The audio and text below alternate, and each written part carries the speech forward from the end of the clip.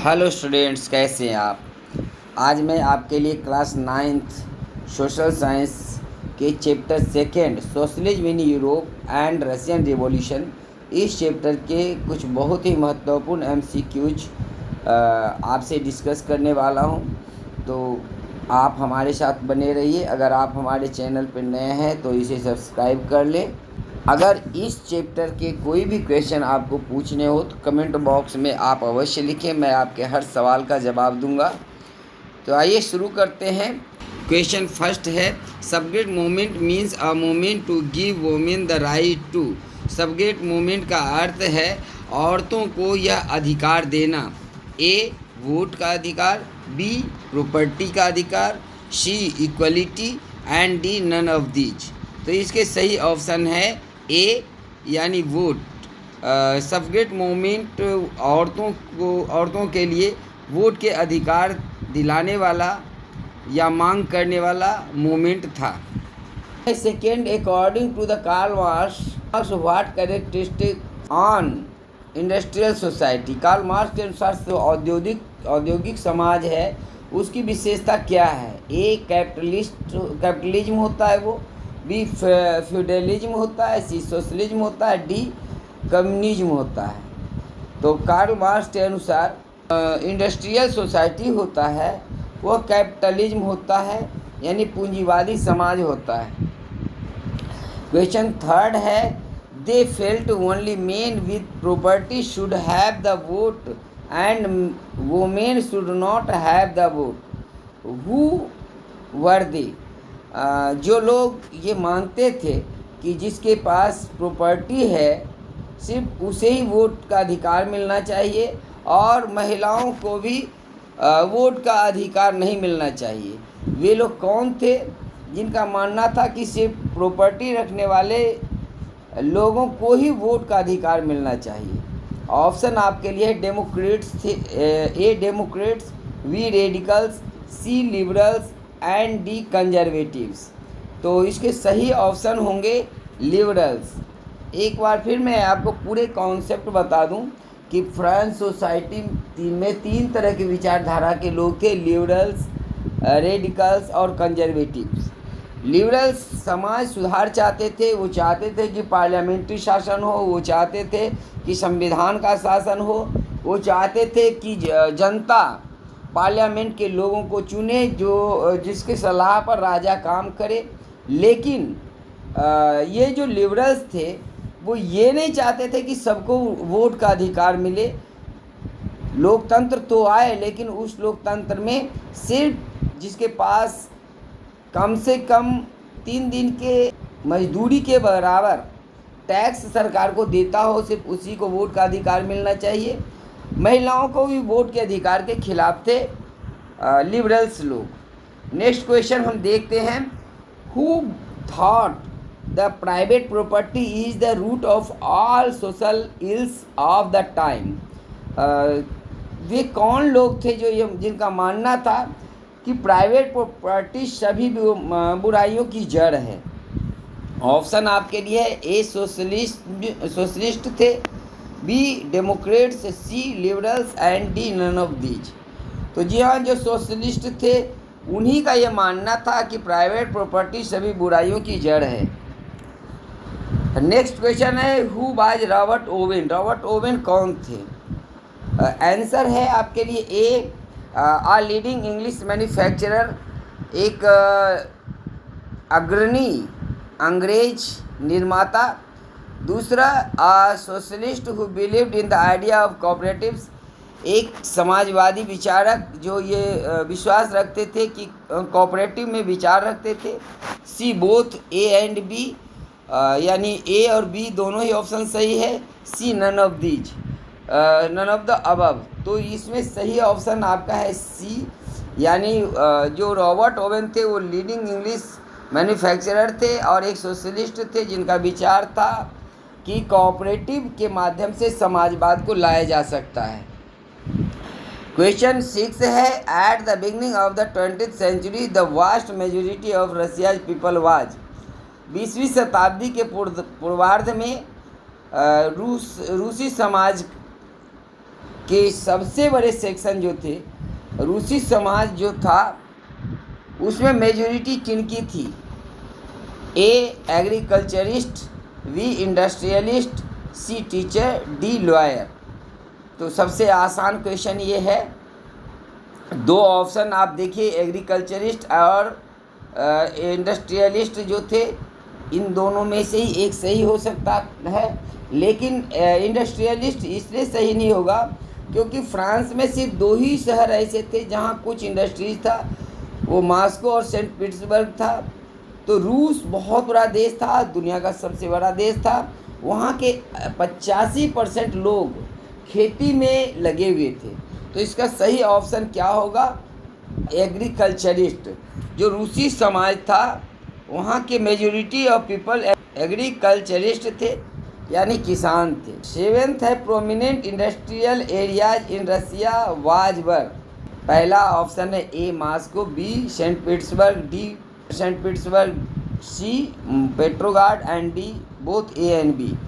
तो इसका सही ऑप्शन क्या होगा? जी हाँ, अभी तुरंत मैंने बताया कि मॉस्को और सेंट पीटर्सबर्ग, इन दोनों ही जगहों पर इंडस्ट्री थे रूस में। तो इसका ऑप्शन डी सही होगा, बोथ ए एंड बी, इन दोनों जगह में इंडस्ट्रीज थी। क्वेश्चन नंबर 8 है, when was Russia railway network extended. रूस का रेलवे नेटवर्क का विकास कब हुआ? A in 1850s, B 1890s, C 1900s and D 1920s। तो इसके सही ऑप्शन हैं B 1890s।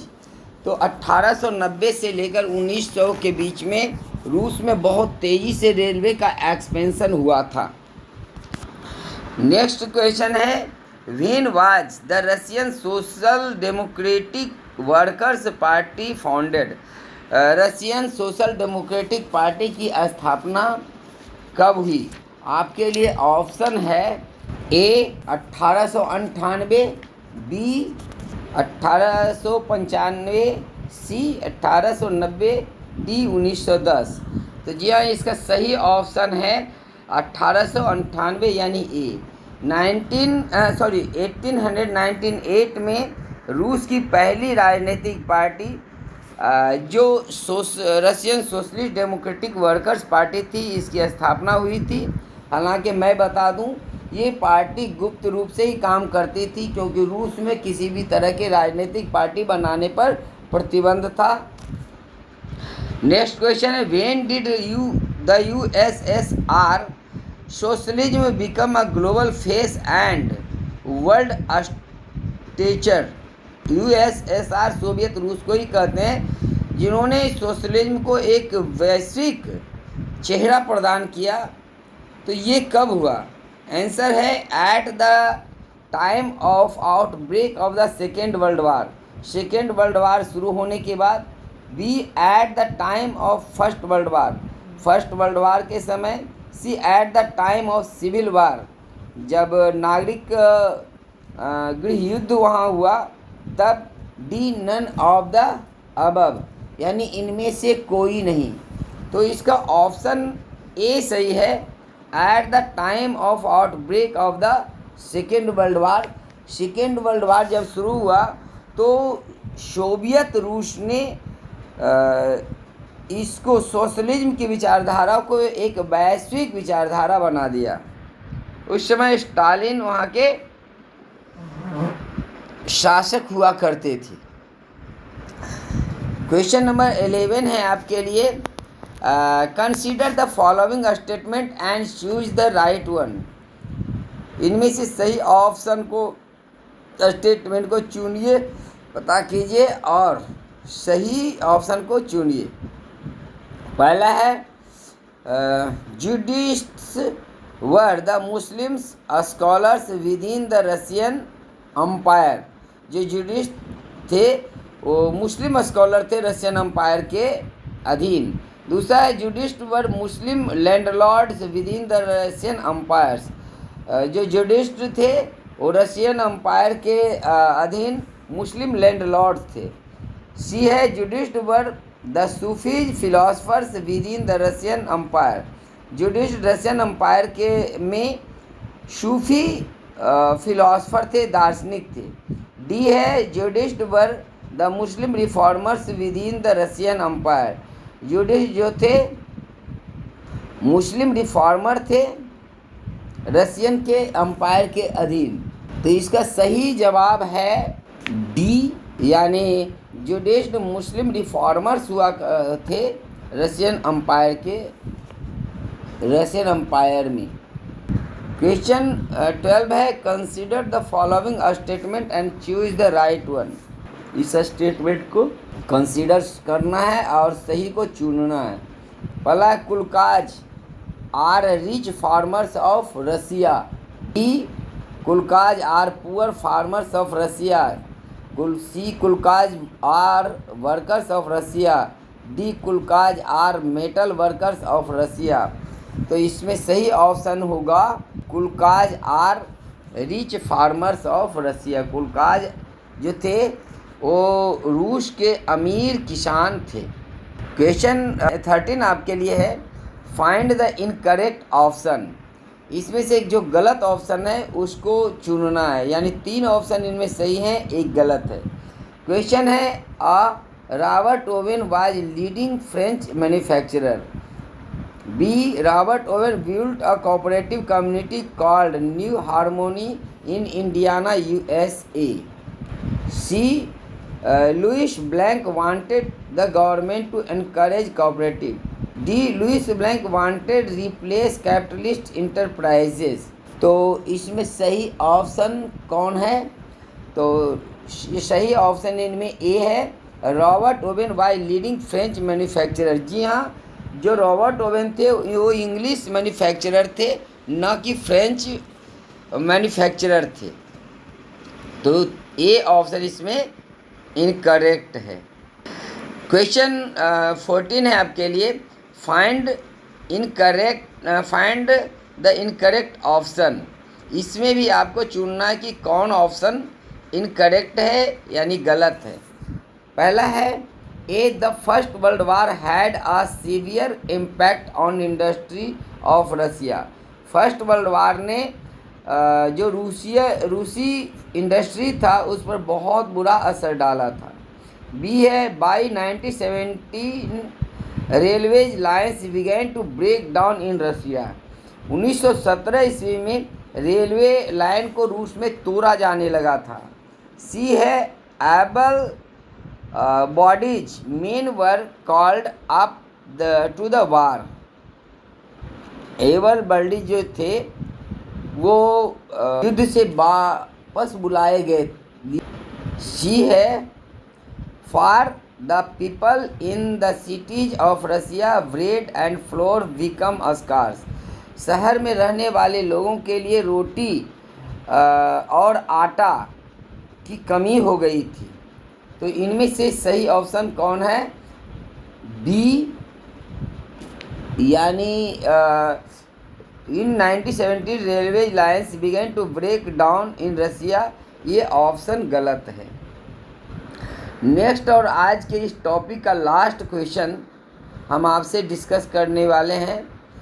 In 1914 the tsar Nicholas second was ruled Russia and its empire. The Russian empire included territory around Moscow, present-day Latvia, Lithuania, Estonia, parts of Poland, Ukraine, and Belarus. How was economic society during the Tsar Nicholas II region? तो jar Nicholas second के समय में 1914 ईस्वी में जो Russian empire था उसमें Moscow के अतिरिक्त फिनलैंड, लातविया, लिथुआनिया, एस्टोनिया और कुछ भाग पोलैंड का, यूक्रेन और बेलारूस, ये सभी शामिल थे। तो उस समय के जो समाज था, how was economic and society, जो वहाँ की आर्थिक और सामाजिक दशा किस तरह की थी जार के समय में? आंसर है A, industrialist were very few in number, prominent industrial areas were Saint Petersburg and Moscow. दूसरा है Russia was a major importer of grain in Europe. तीसरा है सी है many factories were set up in the 1970s। D है most of the industries were government owned. यानी पहला option ये कह रहा है कि रूस में बहुत कम फैक्ट्रियाँ थी, इंडस्ट्री थे, जो भी थे वो सेंट पीटर्सबर्ग और मॉस्को में थे। दूसरा है कि मॉस्को या रसिया जो था वो सबसे बड़ा आयातक था फूड ग्रेन्स का। ये तो बिल्कुल ही गलत है, क्योंकि रूस में 85% लोग कृषि पर आधारित है, ये हो ही नहीं सकता। तो इसमें चूज करना है हमको ऑप्शन को, सही ऑप्शन को। तीसरा मैन्युफैक्चरर्स वर सेटअप इन 1719। ये भी गलत है कि कई फैक्ट्रियाँ 1790 में लगाए गए। Most of the industries were government owned. ये भी गलत है कि सरकारें इंडस्ट्री चलाती थी। ऑप्शन ए सही है इसमें कि इंडस्ट्री जो थे बहुत कम संख्या में थे, और जो थे वह भी मॉस्को और पीटर्सबर्ग में ही थे। तो इस चैप्टर में हमने 15 MCQ डिस्कस किए हैं। और आज के इस वीडियो में इतना ही। Thank you for watching. Have a good day.